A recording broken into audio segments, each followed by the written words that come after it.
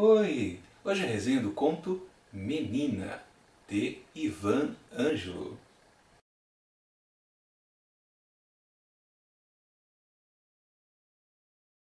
Ana Lúcia é uma garotinha que está naquela transição da consciência, ainda um pouco brincalhona e, por outro lado, já começando a ter interesse pelas coisas, sobre o que elas são de verdade. Então, por um lado, ela ainda perturba a sua mãe com aquelas brincadeiras de esconde-esconde ou outras coisinhas que irritam, né?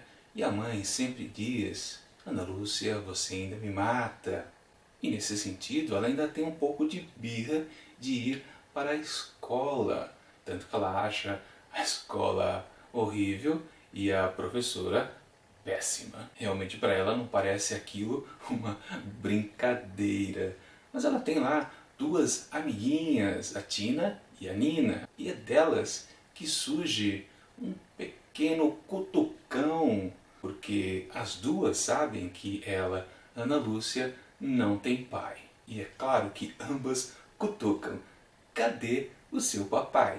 Mas eu paro de contar a história por aí, porque senão estraga a experiência de quem ainda pretende ler este conto. Menina foi publicado em 1961 por Ivan Ângelo, um autor que escreve muito. Aliás, ele continua a escrever. Ele publica semanalmente suas crônicas na revista Veja São Paulo, que é um encartado dentro da revista Veja, que vai para todo o Brasil, mas é um encartado que fica aqui na região de São Paulo. Aliás, vale lembrar, até agora, dos autores que vimos aqui no projeto, já estamos na resenha número 41, muitos dos autores já são falecidos ou já quase não escreve mais. Ivan Ângelo ainda está na ativa, o que é muito bom. E falando de autores aqui do projeto, a gente pode lembrar de Carlos Drummond de Andrade com o seu conto Nossa Amiga, onde também havia uma menininha como protagonista. Só que lá naquele caso era uma menina com certeza ainda abaixo da região da maturidade da consciência, ou do despertar da consciência, melhor dizendo, né? Porque aquela lá ainda estava na fase de imaginar amigos invisíveis. E realmente o conto trabalhava com isso, de como a imaginação dela podia atrapalhar o pobre do seu vizinho. Mas, voltando aqui para esse conto do Ivan Ângelo, a realidade bate a porta de Ana Lúcia. Ela fica inquieta por esse jargão, digamos assim, a palavra papai ou pai, que ela sabia não ter. Claro que, para não dar spoiler, não vou falar como as amiguinhas dela continuam a cutucar a Ana Lúcia e como ela vai tentar descobrir sobre isso. Mas eu posso falar sobre como o raciocínio dela começa a se formar. Ela vai concatenando as ideias, tentando achar uma resposta para ela, uma resposta que sirva a ela. Claro que ela vai fazer alguns questionamentos, como por exemplo para suas próprias amiguinhas e até a professora ali da escola, que ela considera péssima, né? Um detalhe interessante aqui do texto do Ivan Ângelo, ele colocou uma epígrafe que se trata da ela sabia cada vez mais, que é da Clarice Lispector, retirada do romance dela Perto do Coração Selvagem. E claro, essa frase aqui ecoa pelo menos umas 2 vezes no texto aqui do Ângelo, confirmando, claro, aquilo que eu falei, que é um despertar da consciência da Ana Lúcia. Que bela comparação, claro, que o autor faz com uma escritora conhecida por trabalhar personagens que vivem um momento de epifania e se descobrem repentinamente o seu verdadeiro eu. E claro que isso pode acontecer inclusive com uma garotinha bem pequena ali no começo da sua fase escolar.